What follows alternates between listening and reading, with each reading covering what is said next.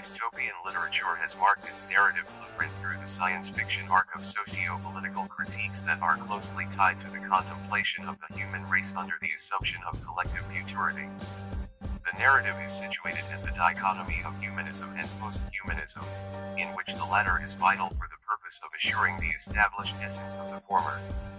While David Mitchell's Cloud Atlas and other dystopian narratives such as The Hunger Games resonates an anthropocentric voice that echoes human beings as the ultimate savior in a history of emancipation, in Never Let Me Go, Kazuo Ishiguro narrates his dystopian realm through the passive eyes of the non-human human who embraces her predestined mortality with open arms. While following Kathy's life, a prevailing sense of despair hovers over the atmosphere and lingers past the ending as she looks forward to her imminent donation after she resolves to retire from her carer career. As Kathy helplessly watches her friends and lover Tommy complete or die one by one, not once has the thought of rebellion dawned on any of them. How does one simply consent to impending doom forced into their hands as easily as Kathy and the clones? To answer why the Katniss-like thought never occurs to any of the characters, Ishiguro says, honest answer is I was never interested in looking at that story of brave slaves who rebelled and escaped. I like those stories. I think there are many of those stories, both in film and in book. I'm fascinated by the extent to which people don't run away. And I think if you look around us, that is a remarkable fact. How much we accept what fate has given us. As Ishiguro answers, he simultaneously strikes a counter-question that invalidates the humanist notion of human agency. To which extent are the characters in Never Let Me Go and we, as human beings, allowed/able to exercise individual autonomy? In Discipline and Punish, Michel Foucault argues that discipline produces what he calls docile bodies. Through his analysis of modern institutions such as hospitals, schools, and militaries, Foucault postulates that modernity views the body as an object and target of power, and that utility becomes an ideal imposed upon bodies that function within the economic, political, and transnational contexts of the new industrial age. In order to instill this docility into individuals, the docile bodies must be monitored constantly by a web of superior gazes. Concurrently, the internalization of individual articulation is reinforced by a certain set of carefully crafted discourses to create an illusion of disciplinary individuality, an illusion that they are being observed at all time, and hence, docile bodies automatically discipline themselves to comply with the invisible system. Intrinsically, this 360-degree disciplinary institution is a prison-like structure, that is panopticon, introduced by Jeremy Bentham. Looking back to Never Let Me Go, Kathy and her crew were brought up with universal knowledge of the world, specifically Britain, that is constructed entirely by Hailsham's told and not told doctrine. Miss Emily, as the director of Hailsham, ensures that the students are sheltered by the fact that they are clones, and that they are fed with an incessant dose of foggy truths, which is just sufficient to cultivate and sustain the state of docility. During Kathy's time as Ruth's carer, they reminisce their youthful time hiding out in their secret places. They both expressed a petrifying attitude towards Miss Emily's watchful gaze. If you saw Miss Emily coming, your heart sank because she'd always know you were there hiding. It was like she had some extra sense.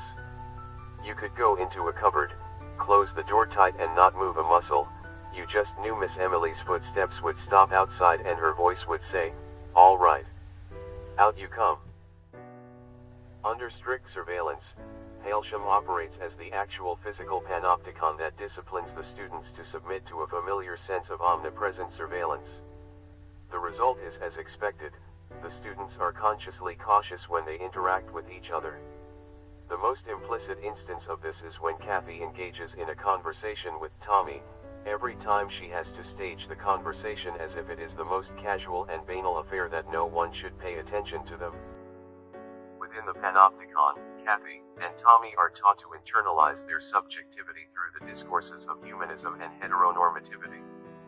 According to Kate Coper, A humanist perspective postulates that humanity can be explored through a binary opposition of concepts such as authenticity and inauthenticity. Authenticity, in this case, finds its supposed genesis in the Greek revival of human understanding in the 18th century, which is essentially a nostalgic yarn for the more pastoral and purer past before modernity. Hailsham and other associated projects believe and teach the students to believe that their humanity, aka soul, is a flower of artistic/cultural consciousness, as Miss Lucy emphasizes this to Tommy, that artifacts revealed what you were inside, they reveal your soul. Without this value, Miss Emily replies in the end, it is not a notion universally held that inauthentic clones should be endowed with souls like authentic humans are. The myth of heteronormativity serves to fortify the established dichotomy of human authenticity. One of the main attributes designated in heteronormativity is the obsessive notion of reproduction. Historically, the power play between heterosexual genders was won by the patriarchal team, which regards female bodies as bearers of children for kinship as well as the nation. In her analysis of Never Let Me Go, Rachel Carroll explains, human cloning does not simply bypass conventional modes of human reproduction but produces a new category of being whose identity is not imbricated in heterosexuality as an institution.